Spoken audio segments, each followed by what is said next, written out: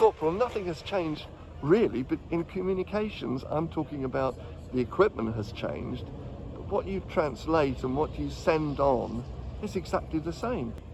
So, yes, but this is if you think of it as layers of communications technology, this is sort of the bottom level. So the infantry on the front line will be carrying a radio.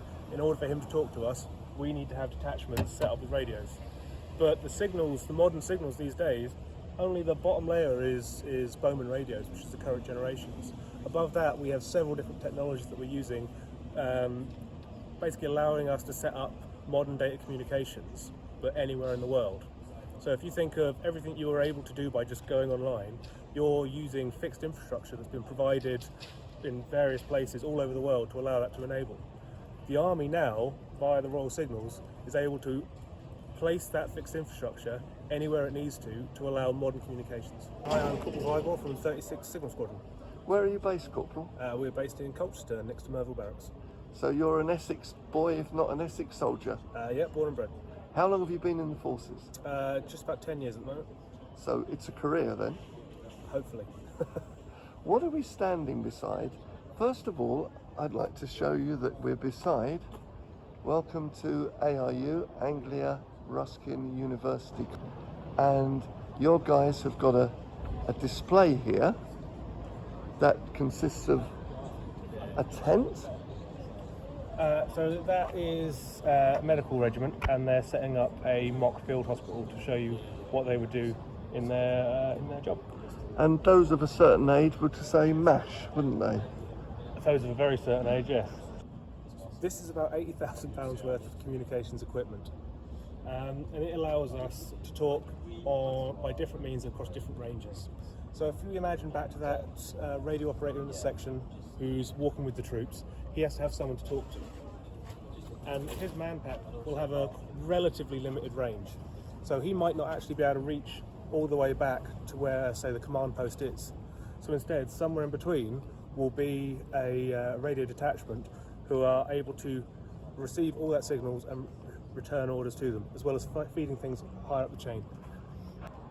Turning back to the vehicle you're standing beside, Corporal, it looks like, wow, this is a home from home, because that was very reminiscent of Marconi masts. You've got 3, 4, 5 masts there of different shapes and sizes? So we've got 5 antennas on this kit at the moment, yes. Oh, antennas? Yes. Okay. This is a mast. So do any of them get Netflix? No, that's not the sort of thing you'd be going for here. Okay, we're looking at a what sort of Jeep is this? Is it a Jeep? This is a Land Rover, Army Land Rover Defender. Oh right. So this is made an in FFR England by Land Rover themselves.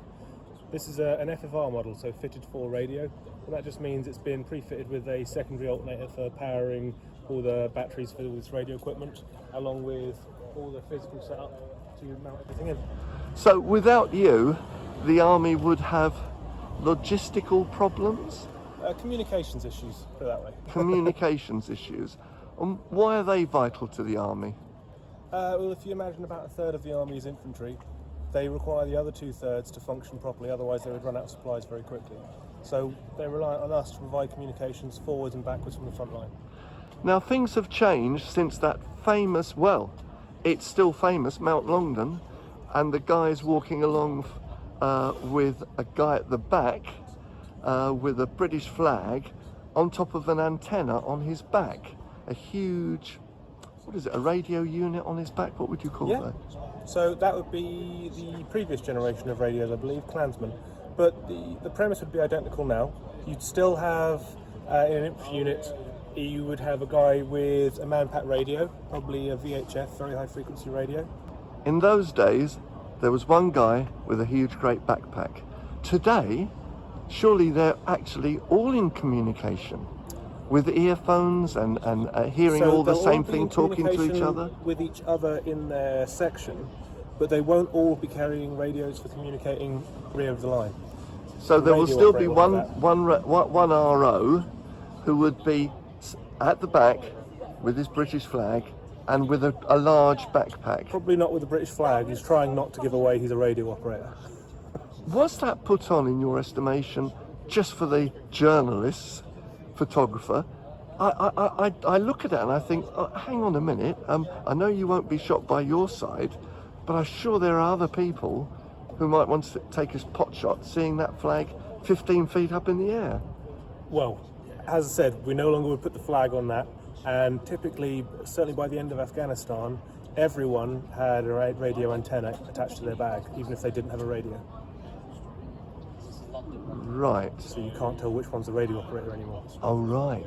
Are you at the sharp end or slightly at the sharp end? This actual Land Rover would no longer be used on operations typically. We just use them in the UK now. Although at the start of Afghanistan, we were still using snatch Land Rovers, but they suffer from not being armoured.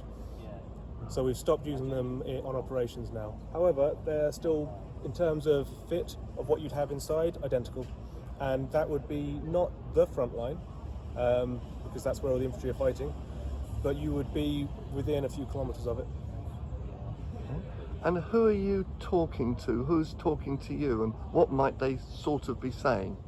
So if you imagine us... Tease up, brew up. Imagine us as a midpoint between the front line where the men are fighting and rear echelon, which would be, typically we'd be feeding orders up and receiving orders and feeding them back up to officers. So the front line would be relaying, we've just been contacted by the enemy, that reaches the officers then relay the orders back down on what they should do.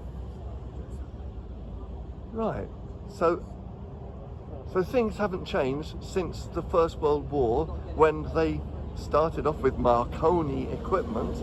They also equipped their aeroplanes with Marconi equipment. I believe it was Morse code, which must be a bit tricky in a Sopwith. And then they got onto the real thing, which is actually talking to each other.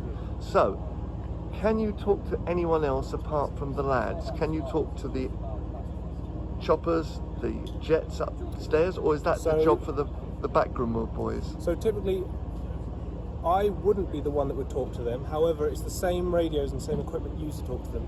RAF signals units would be talking to the fast air supports, the fighters and such.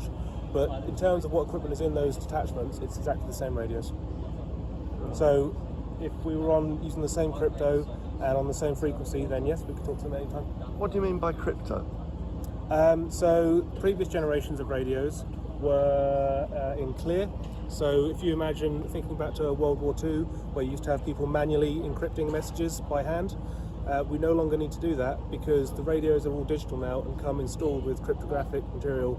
That means that anyone that doesn't have the equivalent crypto at the other end can't hear what you're saying. I know that the Americans brought in Native American Indian talkers. I think it was Navajo, and nobody could know what the Navajo are talking about. So every unit had a Navajo talker.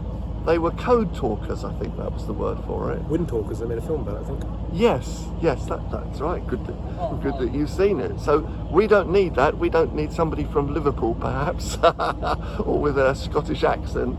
We've got equipment here which does it automatically. Yes. Do they actually, am I going into privacy, do they change your speech, or is it just for a sort of a Morse code or written language? Is that what we're talking? No, you were just talking to the radio at one end and it will come out the other end sounding just the same. Right. But if you don't hold that crypto, it will just mess the message up. So all you'll hear is jar. Exactly. Right. Okay. Very, very, very vital. Is there anything else which isn't secret that you can say about the use of you guys? I mean, I could talk about lots of things. It depends what you want to know.